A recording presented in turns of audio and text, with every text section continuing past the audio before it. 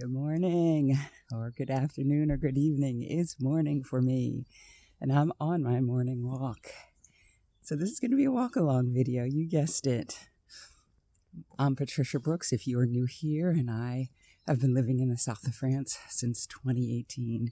And today I'm going to give you, that smells so good. I'm going to show you these bushes here. Anybody know what these are? Every time I walk by them the last few days, they smell heavenly, absolutely heavenly.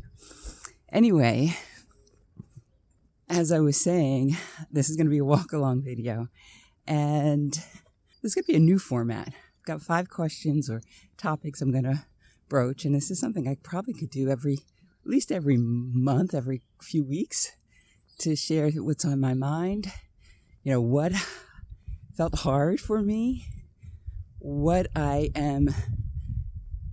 habit I'm creating or what I'm continuing to do. What's the third one? What I'm doing next. The fourth one is what's my win? This is something I always ask the clients in my program. And the fifth one is a lesson learned. And that's going to be more around something I learned about myself or something I was doing. And sometimes it's going to be in relationship to a coaching topic and how it applies to what I learned. All right, so I'm going to share with you what I am seeing. And I'm walking up a hill, so you'll see why I'm huffing and puffing in a minute. All right, so what felt hard to me recently? Well, I started to take a class to learn to play folk music in a group. Now, playing music in a group is something I've wanted to do for at least 2 years, probably 3. Took flute lessons here in Céret for a couple of years, and I practiced on my own daily for probably a year after that. But then I kind of got bored. I wanted to really play with a group. I wanted to meet new people, and I wanted to continue to play and learn and grow. And so I pretty much given up on the idea of doing it. I'd asked around early on and then stopped really focusing on it. But a friend of mine suggested that I talk to a local musician who was starting up a group because it sounded like it would be pretty neat. And so I reached out and I went to the first class, or my first class. I think it had started the week earlier. And turns out that in this group that we'd be learning songs and we'd have to learn them by playing by ear. So he would play a few measures, and then we would have to play around to find the notes and then write them down in our manuscript paper and go from there. I have never played music by ear. And so I thought, this will be a challenge, and I'm always up for a challenge. So I decided I was going to, this was going to be my group. Finally found the group. But after 3 lessons, I recognized that this felt hard. This felt like struggle. And back in 2012, I decided that I wanted to make the motto, life was not meant to be a struggle, my own, something that I could believe in, and that was true for me. And this came from a book called Life Was Not Meant to Be a Struggle by Stuart Wilde. And in it, he talks about that if you're struggling, if you're putting forth effort that's laced with negative emotions, that's struggle. You need to assess what's going on for you. Why does it feel hard? And, over the course of 3 weeks, I practiced my 30 minutes a day as he recommended, and I went to the class, and, the class was a little less structured than I'm used to, and I just started to feel like, is this really worth it? I questioned it after the second class, but after the third class, I said, yeah, I don't think this is the thing that I'm going to do. So, I shared that with the group that night, and they were very encouraging. Oh, we all are struggling to, find the notes. It's early on. You need to give it more time. And all of that is true. And it still felt like struggle to me. And the problem was that I felt like if I stopped playing in a group I was searching for a long time, then I would be failing myself. But I realized that a few things were at play, and I'm going to come back around to the lesson learned on this at the very end, so stay tuned. I realized that it was struggle for me. My effort was laced with negative emotion. It didn't feel easy. It didn't feel fun.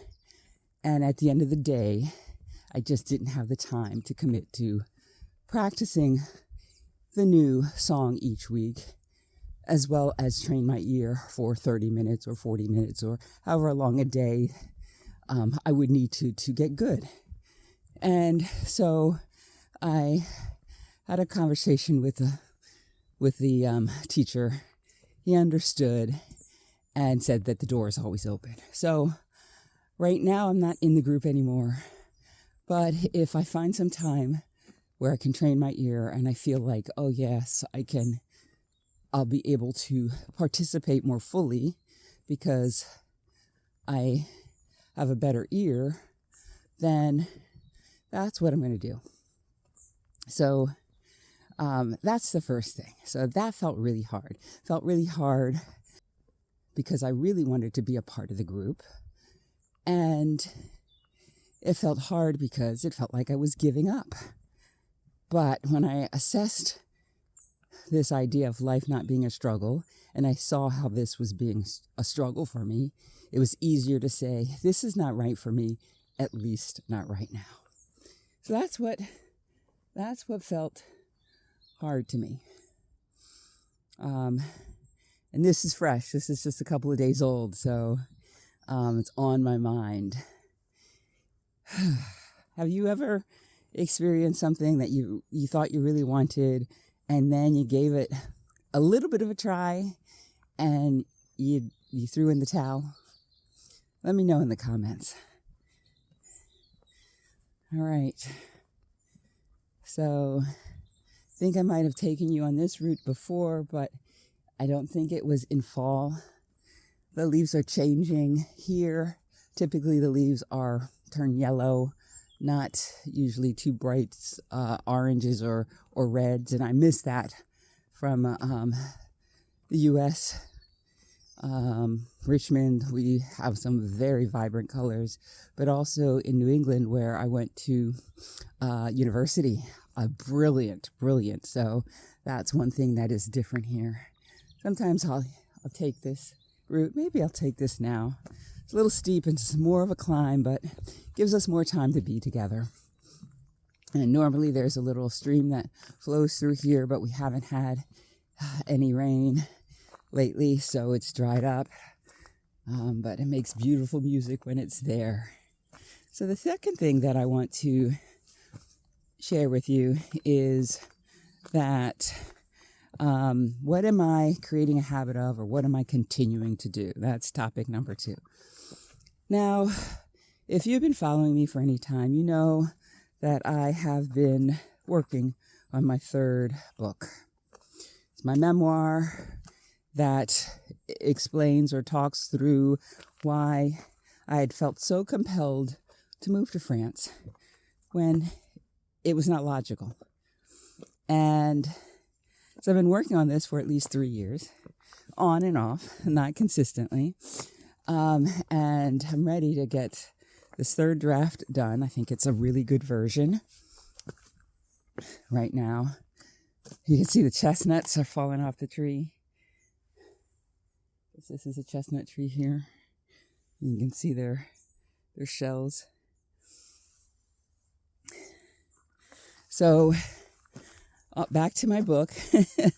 I'm easily distracted, but it's easy to be distracted because there's so much to see here.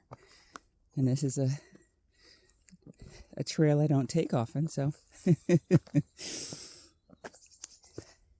But I am committed to working on this book every single day.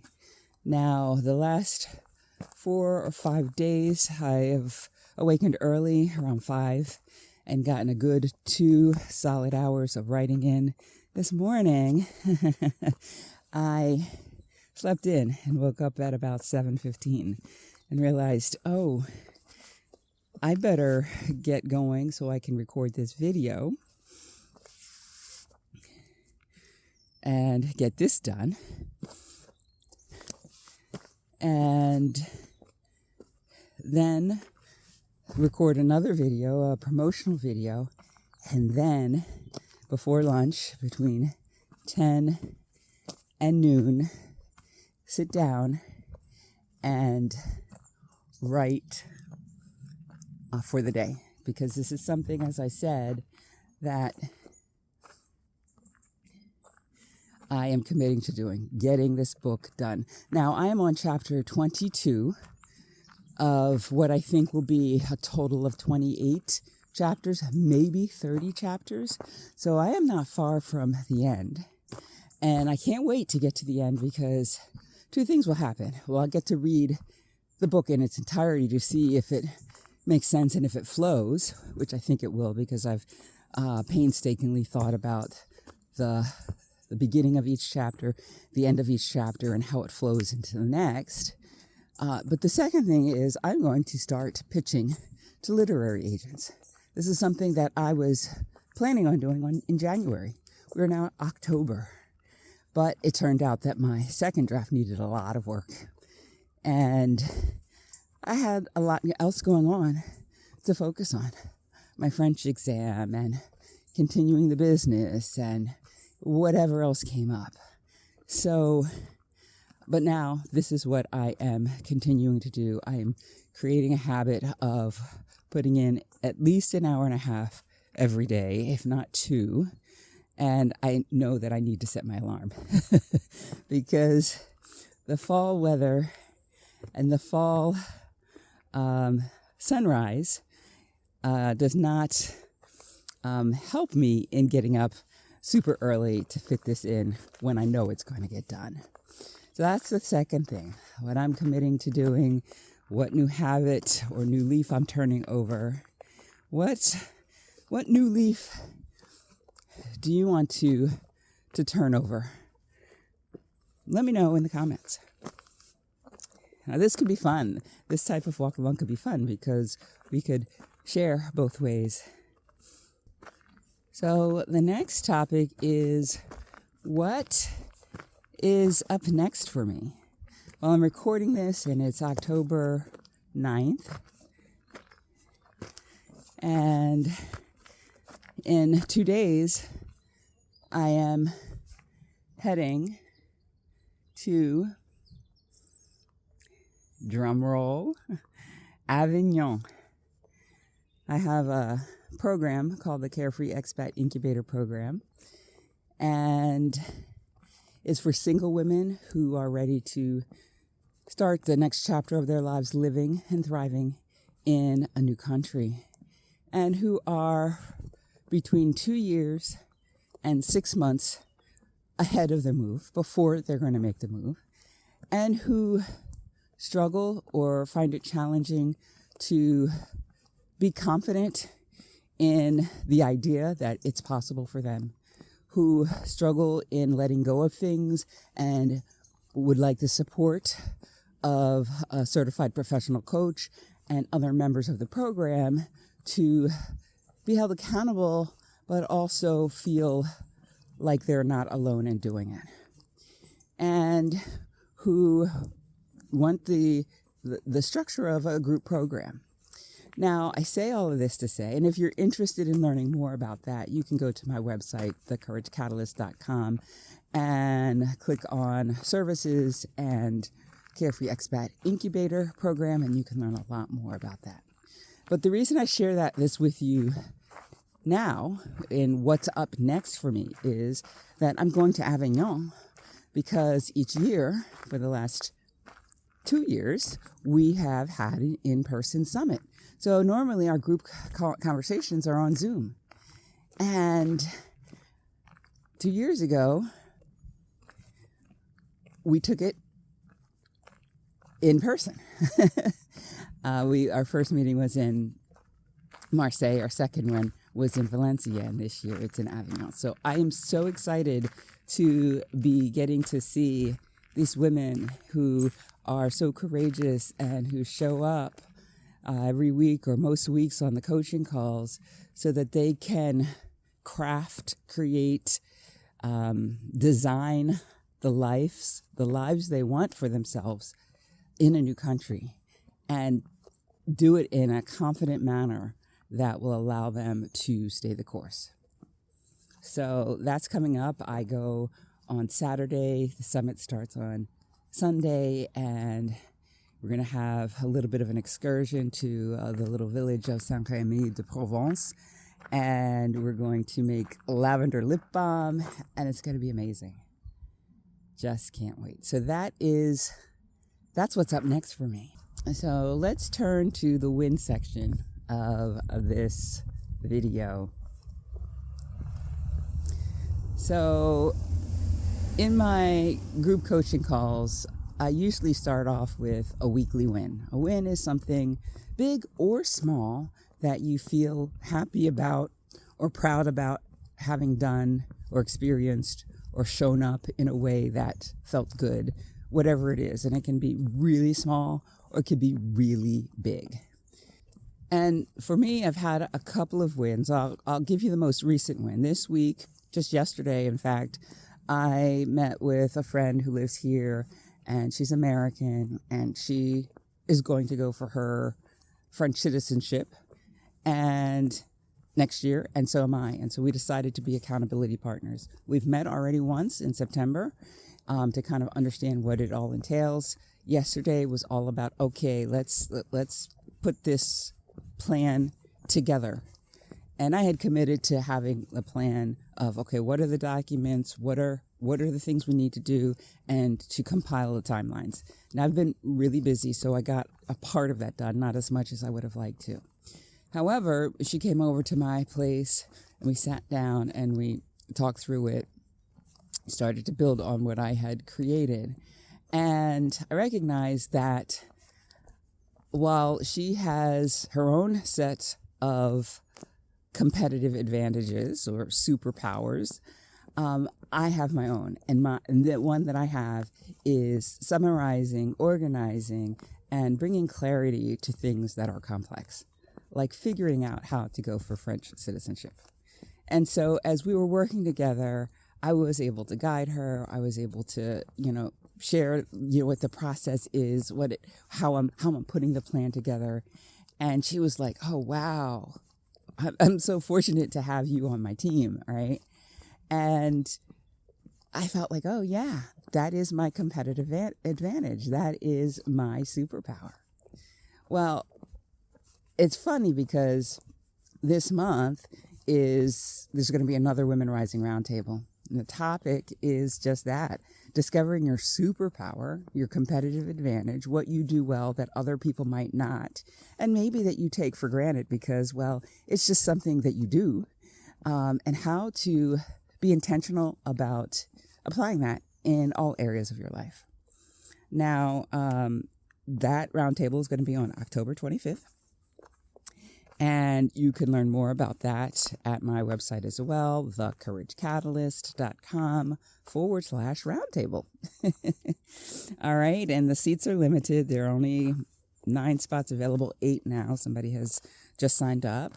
But if you're a woman who is looking to get a boost in experiencing the kind of life they want and having that feel a little bit easier or simpler, then definitely check it out. And I'd love for you to join us. Okay, so that's one win. That I saw my superpower in action, that it's real. And it feels really good when somebody sees that in you and you can say, oh yeah, that's right. Not everybody is able to do this thing that I am, that I can do fairly easily. So I want to wrap things up here with the lesson that I learned. I started out this conversation by what felt hard. And what felt hard was continuing to attend lessons to learn to play music by ear and be in a folk group, music group. And that felt hard. The decision to stop felt hard. The decision to keep going felt hard. And what I recognized in that was that there is a technique that I teach in my program. It's called success congruence, and it's a triangle. And on each side of the triangle, there are three things that if you're going to be successful at doing something, they need to be true at a high level. Like on a scale of 1 to 10, 10 being, the highest. Each one needs to be at least an 8, but preferably a 9 or a 10. And the first one is your belief or your confidence in yourself that you can do the thing. And I was confident that I could learn to play by ear. Partially because in that first class, the way that the teacher was describing it, it made it sound to me like, oh, this is like learning to understand a foreign language. When I first started learning French, I heard words. They didn't mean anything to me. The string of words strung together absolutely didn't mean anything to me. And it was so fast, I thought, I'm never going to understand what these people are saying. But now I listen to fast-spoken French every day. I speak to my boyfriend in French every day, and he speaks pretty quickly. And I catch just about everything. But 8 years ago, that wasn't the case. So, no, it can be done. So I have the confidence. The second thing that needs to be true is that you have to believe that you are worthy of achieving the thing you're going for. That it's something that you you deserve to have. And I absolutely know that I deserve to play music by ear. There's nothing that's keeping me from thinking that, all right? I deserve it. So that wasn't a thing. The third thing on the success congruence triangle is commitment. Initially, when I was deconstructing the situation, I thought, oh, yeah, I was committed to doing this. I was practicing the 30 minutes a day that he had recommended. I was practicing the songs that he gave us 30 minutes a day. But I just don't have the bandwidth to do more than that.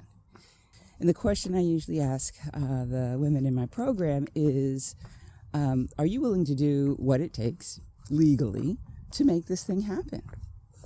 And what it would have taken for me right now to get to a level of comfort and get to the place that I needed to be to feel like, yeah, I'm going to continue this and this is going to be the thing that I am going to do is I needed to not only practice the song or songs that we were given, the 30 minutes a day, I need to train my ear at least 30 minutes a day, if not longer. And with my business, with dating, with everything that I'm juggling right now, writing the book, with doing the tasks of daily life, dealing with getting set up to apply for French citizenship, I just don't have it in me. And so the answer to that question, are you willing to do whatever it takes to make this happen? The answer was no. And I realized, oh, yeah, Patricia, that commitment level wasn't there. And so it's true. And at first I thought, oh no, maybe it's not a success congruence triangle. Maybe it's a success congruence square, because I thought I was committed and maybe it was just not having the time.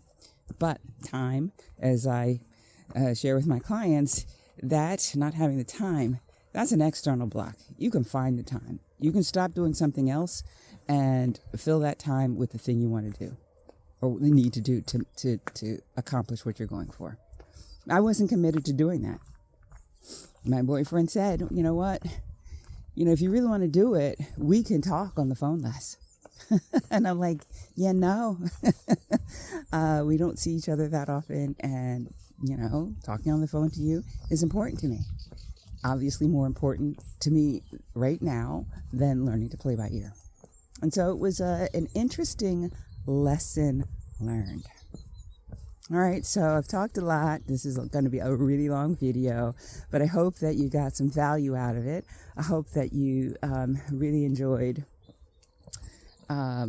hearing about these 5 things, what I struggled with, what I am working to create as a habit, what my wins were,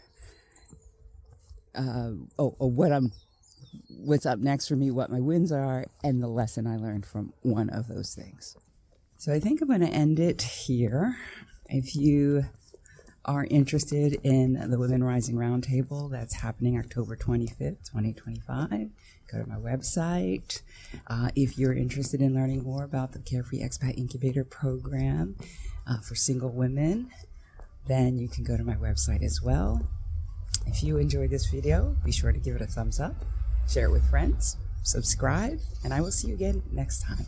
Bye for now.